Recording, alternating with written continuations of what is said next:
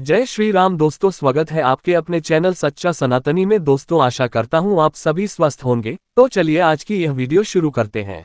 नमस्कार दर्शकों, सच्चा सनातनी चैनल की गरुड़ पुराण अनुसूची के भाग 4 में आपका स्वागत है। हमारे पिछले भाग यानी भाग 3 में आपने जाना कि 13वीं के बाद कैसे जीवात्मा यमलोक के लिए प्रस्थान करती है तथा मार्ग में उसे किस प्रकार की यातनाएं व पीड़ा दी जाती है। अर्थात यमलोक के मार्ग में आने वाले 16 नगरों में से 8 नगर भी हमने आपको बताए थे। आज इस प्रस्तुति में हम शेष 8 नगरों और महावैतरणी नदी का वर्णन करेंगे। कृपया वीडियो को शेयर करें, वह चैनल को सब्सक्राइब अवश्य करें।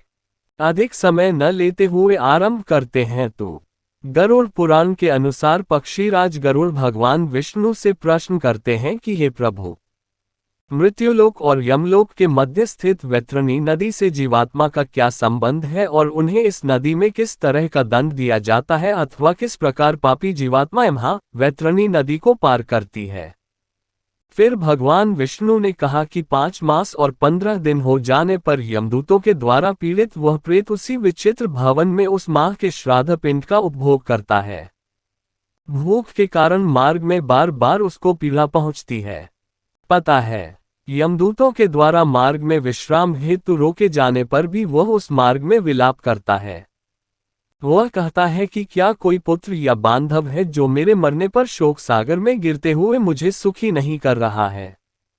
इसी समय वहां पर उसके सामने हजारों मल्लाह आते हैं और कहते हैं कि 100 योजन विस्तृत मवाद और रक्त से पूर्ण नाना प्रकार की मछलियों और मगरमच्छों से व्याप्त महावैतरणी नदी को पार करने की इच्छा करने वाले तुम्हें हम लोग सुखपूर्वक नदी पार कराएंगे, किंतु यदि उस मृत्युलोक में तुम्हारे द्वारा गोदान दिया गया है तभी तुम इस नाव से पार जा सकोगे। मनुष्यों का अंत समय आने पर वैतरणी गोदाम ही हितकारी होता है। अगर महावैतरणी नदी को पार करना है तो विद्वान वन नित्य धर्म में रहने वाले ब्राह्मण को गोदान करना चाहिए। गोदाम पापी के समस्त पापों को विनष्ट करके उसे सुखपूर्वक विष्णुलोक ले जाता है। जिसने बेहतरी निदान नहीं किया है वह प्रेत उसी नदी में जाकर डूबने लगता है। जो जितना पापी होता है उससे निश्चित समय तक महावैतरणी नदी में रहना पड़ता है और डूबते हुए स्वयं अपनी निंदा करता हुआ कहता है कि मैंने ब्राह्मण को कभी कुछ दान नहीं दिया है, ना मैंने अग्नि में आहुति दी है, ना भगवान का जप किया, न तीर्थ में जाकर स्नान किया है और ना भगवान की स्तुति ही की है। फिर यमदूत उस ब्रैड से कहते हैं कि ये मूर्ख, जैसा कर्म तुमने किया है अब वैसा ही भोग कर। ऐसा कहने के बाद यमदूतों के कटु परंतु सत्य वचन सुनकर वह प्रेम उसी समय जड़बुद्धि हो जाता है और वैतरणी के दूसरे तट पर दिए गए श्राद्ध के दान एवं पिंड का भोजन करके आगे की ओर बढ़ता है। इसके बाद वह प्रेत एक दिन रात में 247 योजन की गति से चलता है। 7वां मास आने पर वह बहवापाद नामक पुर में पहुंचता है।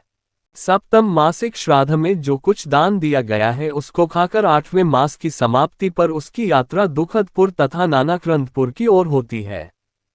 यहाँ अत्यंत दुखी होकर वह रोने लगता है। यहाँ के निवासियों को क्रंदन यानी रोता देखकर वह प्रेत स्वयं शून्य हृदय एवं दुखित होकर बहुत जोर जोर से रोने लगता है। वहाँ 8वें मास के श्राद्ध को खाकर वह सुखी होता है। नगर को छोड़कर वह तखतपुर चला जाता है।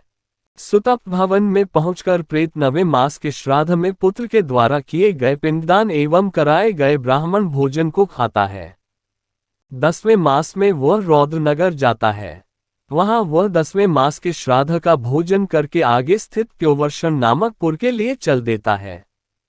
वहां पहुंचकर वह 11वें मास के श्राद्ध का भोजन करता है और वहां मेघों की ऐसी जल वर्षा होती है जिससे प्रेम को बहुत ही कष्ट होता है। तदंतर आगे की ओर बढ़ता हुआ वह प्रेत अत्यंत कड़कती हुई धूप और प्यास से तड़पने लगता है। 12वें मास में पुत्र ने श्राद्ध में जो कुछ दान दिया है उसका ही वह दुखी प्रेत वहां भोग करता है।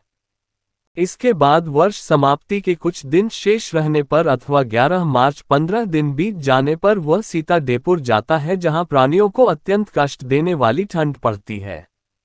वहां की ठंड से व्यथित, भूख से व्याकुल वह प्रेत इस आशा भरी दृष्टि से दसों दिशाओं को देखने लगता है कि क्या मेरा कोई बंधु बांधव है जो मेरे इस दुख को दूर कर दे।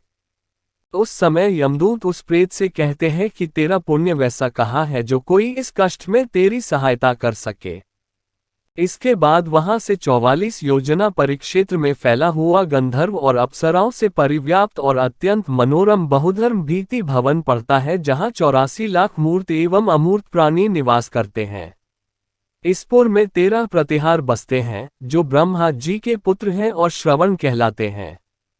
ब्रह्मा जी के पुत्र श्रवण देवों का वर्णन व इनसे जुड़े हुए सभी कार्य हम आपको अगले भाग यानी भाग 5 में बताएंगे।